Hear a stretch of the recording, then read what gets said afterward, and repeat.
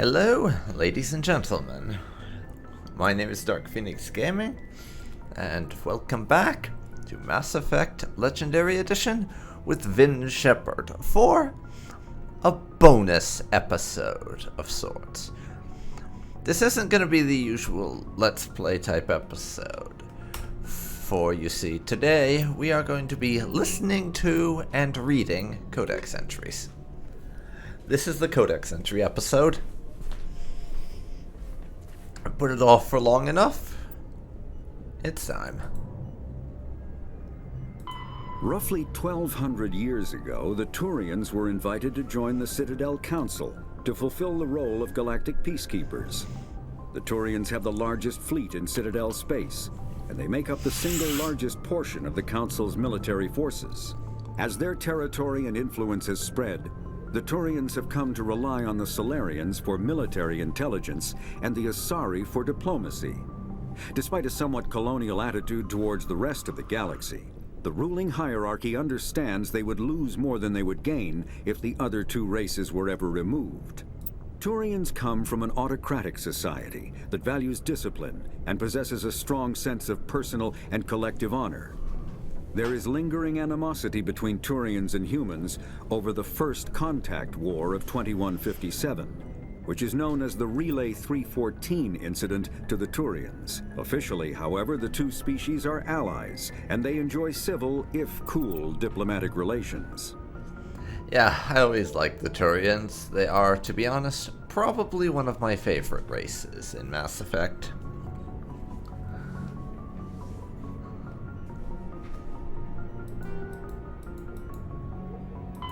50,000 years ago, the Protheans were the only spacefaring species in the galaxy.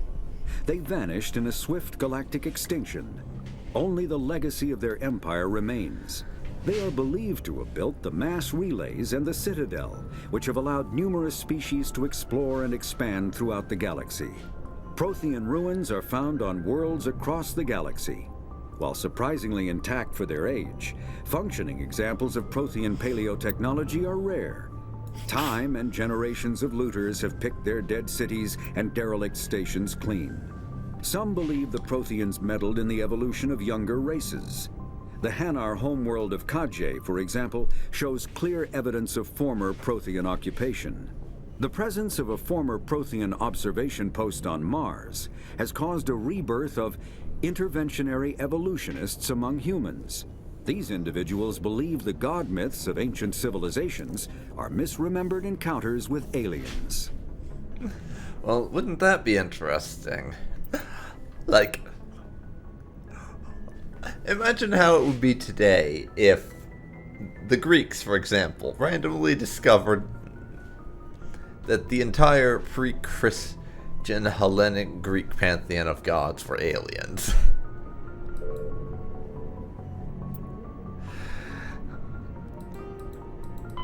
The Geth are a humanoid race of networked AIs.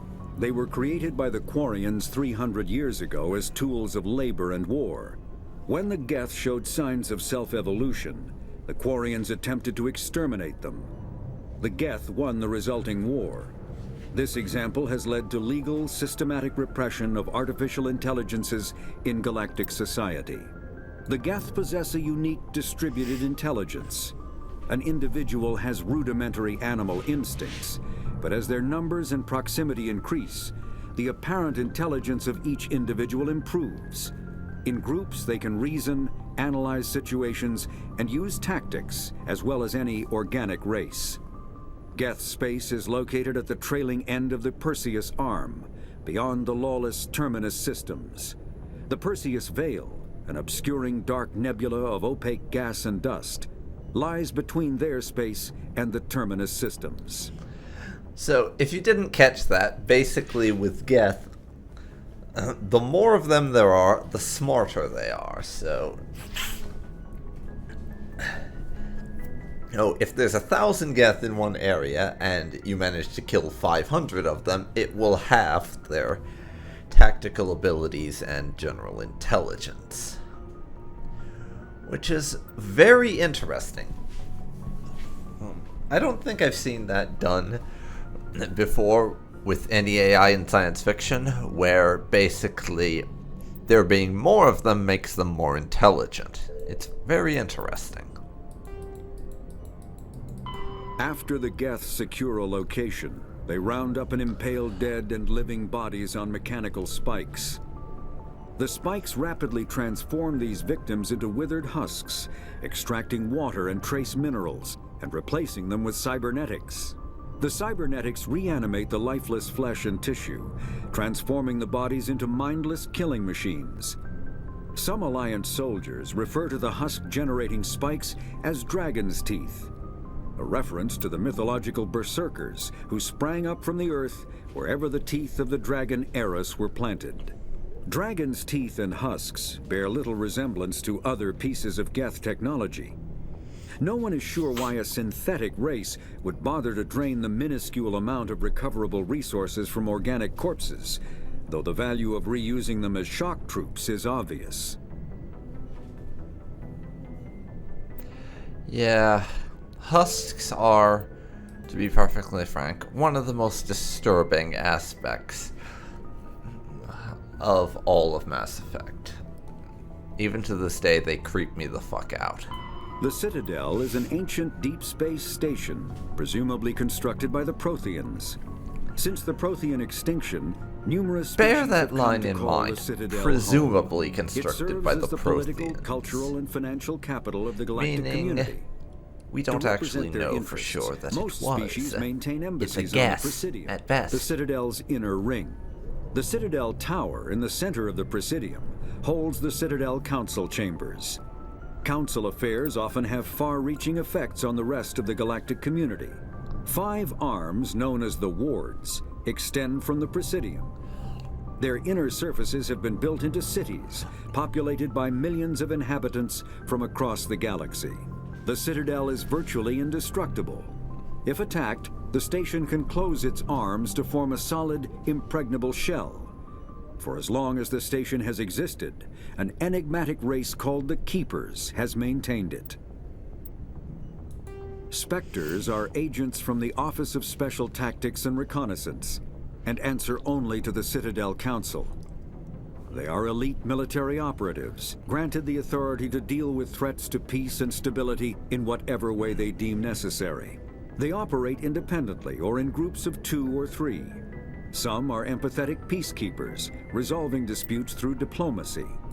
Others are cold-blooded assassins, ruthlessly dispatching problem individuals. All get the job done one way or another, often operating outside the bounds of galactic law. The Spectres were founded after the Solarians joined the Council.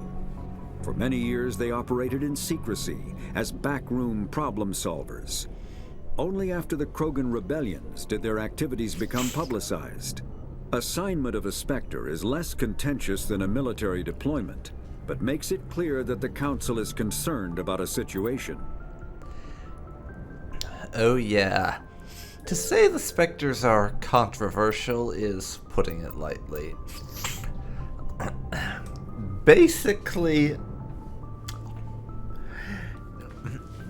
take how it would probably be seen if, say, America was to send an FBI agent to, let's say, Tunisia, and how that would be seen around the world if that sort of thing was public knowledge. They were sending 2 or 3 agents there, and then multiply that by like 10 or 20 times, I would say. Seems about right.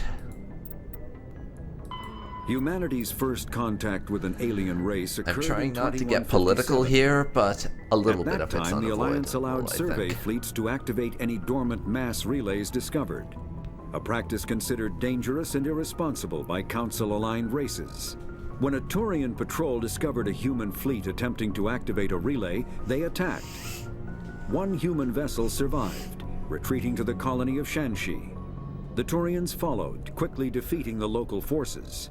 Shanxi was occupied, the first and to date only human world to be conquered by an alien species.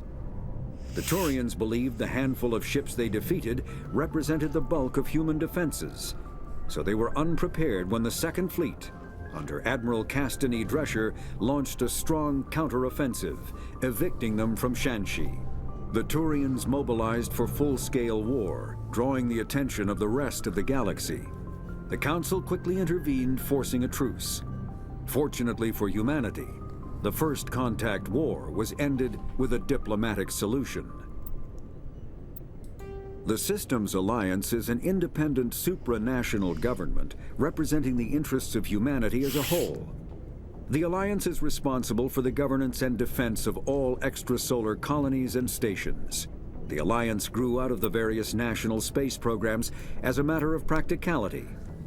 Sol's planets had been explored and exploited through piecemeal national efforts. The expense of colonizing entire new solar systems could not be met by any one country. With humans knowing that alien contact was inevitable, there was enough political will to jointly fund an international effort.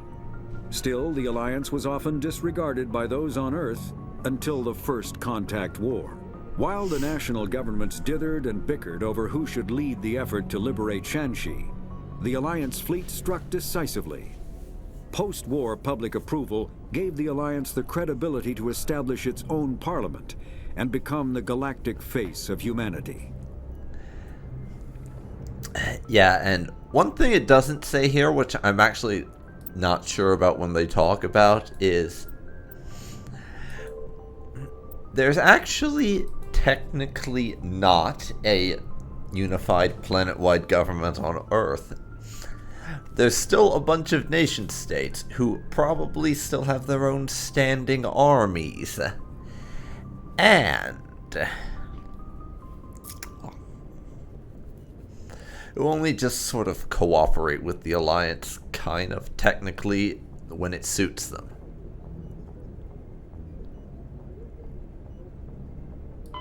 The Terminus systems are located on the far side of the Attican Traverse, beyond the space administered by the Citadel Council or claimed by the Human Systems Alliance. It is populated by a loose affiliation of minor species, united only in their refusal to acknowledge the political authority of the Council or adhere to the Citadel Conventions. Their independence comes at a price. The Terminus is fraught with conflict. War among the various species is common, as governments and dictators constantly rise and fall. The region is a haven for illegal activities, particularly piracy and the slave trade. At least once a year, a fleet from the Terminus invades the nearby Attican Traverse. These attacks are typically small raids against poorly defended colonies. The Council rarely retaliates, as sending patrols into the Terminus systems could unify the disparate species against their common foe, triggering a long and costly war. Combat hard suits use a dual-layer system to protect the wearer. The inner layer consists of fabric armor with kinetic padding. Areas that don't need to be flexible, such as the chest or shins, are reinforced with sheets of lightweight, ablative ceramic. The outer layer consists of automatically generated kinetic barriers. Objects traveling above a certain speed will trigger the barrier's reflex system and be deflected, provided there is enough energy left in the shield's power cell. Armored hard suits are sealable to protect the wearer from extremes of temperature and atmosphere. Standard equipment includes an onboard mini-frame and a communications, navigation, and sensing suite. The mini-frame is designed to accept and display data from a weapon's smart targeting system to make it easier to locate and eliminate enemies. Kinetic barriers, more commonly called shields, provide protection against most mass accelerator weapons. Whether on a starship or a soldier's suit of armor, the basic principle remains the same. Kinetic barriers are repulsive mass effect fields, projected from tiny emitters. These shields safely deflect small objects traveling at rapid velocities. This affords protection from bullets and other dangerous projectiles, but still allows the user to sit down without knocking away their chair. The shielding afforded by kinetic barriers does not protect against extremes of temperature, toxins, or radiation.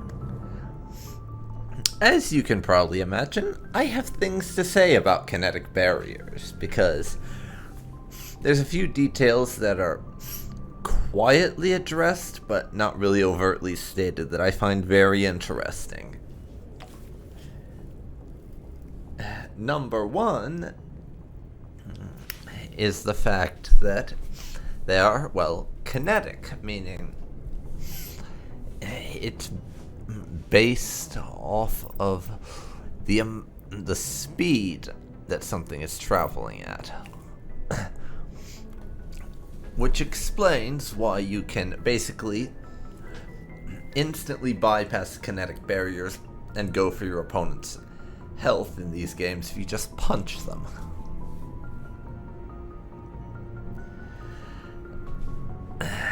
And why certain more physical weapons in later games have more of an impact.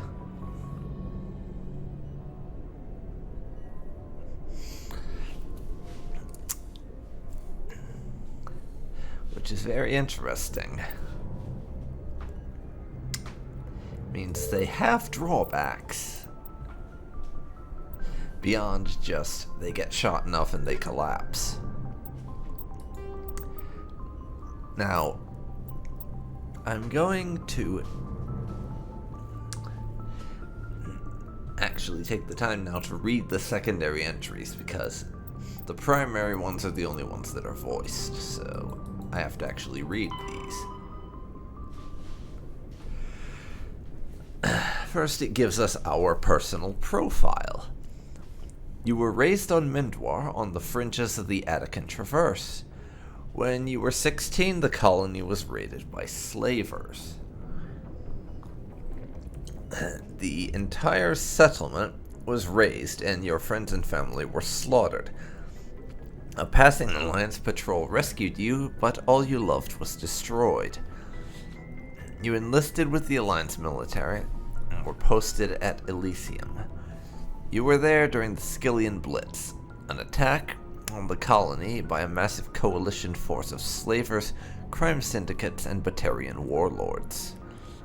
You rallied the civilian inhabitants, leading them in their desperate fight to hold off the invaders. When enemy troops broke through the colony's defenses, you single-handedly held them off and sealed the breach. After hours of brutal fighting, reinforcements finally arrived and the enemy broke ranks and fled. Because of your actions, Elysium was saved, and you were regarded throughout the Alliance as a true hero. Well, ain't that just lovely? Citadel Station Statistics.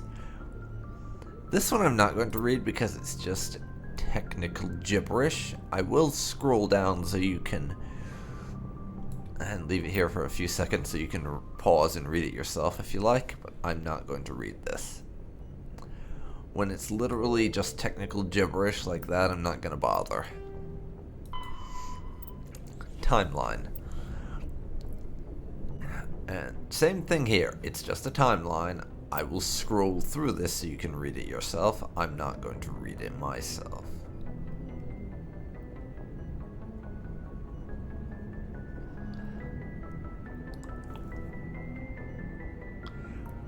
But there is one interesting thing of note. The First Contact War / Relay 314 incident with the Turians, if you look at the timeline there, it lasted for less than a year.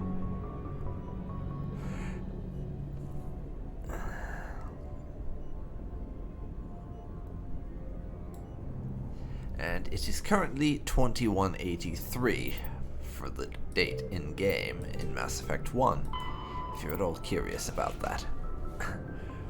Starship sensors. Light lag prevents sensing in real time at great distances.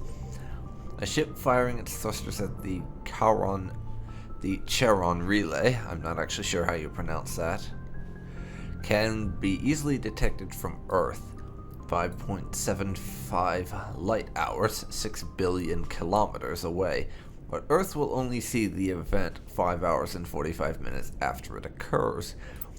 Due to the light speed limit, defenders can't see enemies coming until they have already arrived. As there's FTL traveling communications but no FTL sensors, Frigates are crucial for scouting and picket duties. Passive sensors are used for long-range detection, while active sensors obtain short-range, high-quality targeting data. Passive sensors include visual, thermographic, and radio detectors that watch and listen for objects in space. A powered ship emits a great deal of energy. The heat of the light support systems, the radiation given off by power plants, and electrical equipment, the exhaust of the thrusters, starships stand out plainly against the near absolute zero background of space. Passive sensors can be used during FTL travel, but incoming data is significantly distorted by the effects of the Mass Effect envelope and Doppler shift. Active sensors are radar and high-resolution LADARs, laser detection and ranging, that emit a ping of energy and listen for return signals. LADARs have a narrower field of view than radar, but LADAR resolution allows images of detected objects to be assembled. Active sensors are useless when a ship is moving at FTL speeds. Now for the last one, weapons, armor, and equipment. The development of practical manufacturing omni-tools allows modern militaries a great deal of flexibility in equipment loadouts. A vast number of field modification kits or upgrades are available for common equipment such as weapons, armor, omni-tools, biotic amps, and even grenades. An upgrade kit typically consists of less than a dozen unique parts and an optical storage disk. Loaded into an omni-tool, the OSD provides all technical specifications required to manufacture the tools and additional parts necessary to install the upgrade onto another piece of equipment. Assembly is typically modular, and installation can be completed in less than a minute. Since omni-tools are designed to use common battlefield salvage materials, such as plastics, ceramics, and light metals, rendered into semi-molten omnigel for quick use, it is quite possible for a trained soldier carrying upgrade kits to customize gear on the battlefield to fit the current tactical situation. And just as an aside, that's one thing that I really appreciate about Mass Effect, the existence of the Codex and the fact that it actually takes the time to give you information about the lore and background on the world in general. I really find that quite enjoyable. And just read through that and learn more about the world, essentially. It really helps flesh things out, and that's something I love when games do.